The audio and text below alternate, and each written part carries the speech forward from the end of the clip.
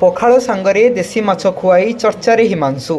कटक जिला ग्रामीण उपसभापति डॉक्टर हिमांशु कुमार महांती नेतृत्व में आज सालेपुर मधुमंडप ठारे पखाड़ दिवस पालन सहित एक भव्य सभा अनुष्ठित हो जाइछि।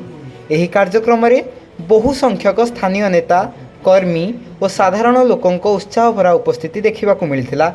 सभारे अतिथि माने पखाड़ दिवसर ऐतिह्य और गुरुत्व उपरे आलोचना करी ओडिया पारंपरिक खाद्य पखाड़र सुरक्षा और प्रचार पई समस्तंकु सचेतन करथिले।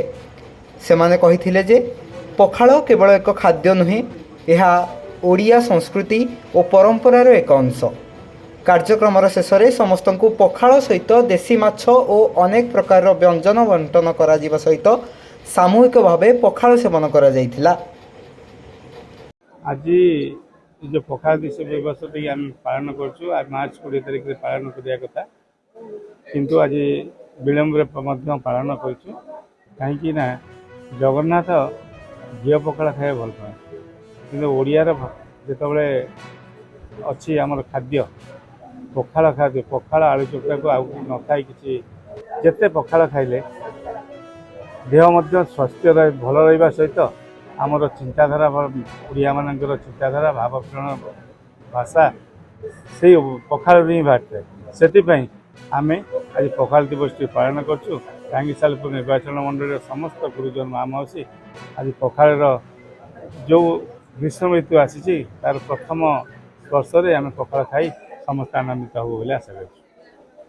पखाड़ दिवस पालन कराई आमर सालेपुर माने पखाड़ होची ओडियार एक अविच्छेद्य अंग। से पखाड़ कंसा भितर ओडियार केते जे भावावेग थाए सेटा केवल ओडिया लोक ही कहि परिबो। प्रभु जगन्नाथ भी से पखाड़ रु बाद पड़ी नांती। महालक्ष्मी तांको पखाड़ देकरी खुशी करैथिले। पखाड़ पाई प्रत्येक ओडिया ता मन भितर गोटे अलग प्रकार आशा और आकांक्षा थाए। आज सालेपुर आमर पखाड़ दिवस पालन करा जायछि। आमर हिमांशु भाई तथा आउ समस्ते मिसिकी आज एठी पखाड़ दिवस पालन करछु। मु भी सेथरे शामिल हेछि। अनेक खुशी लागि मते आज बहुत आनंदित हेछि पखाड़ दिवस रे। धन्यवाद।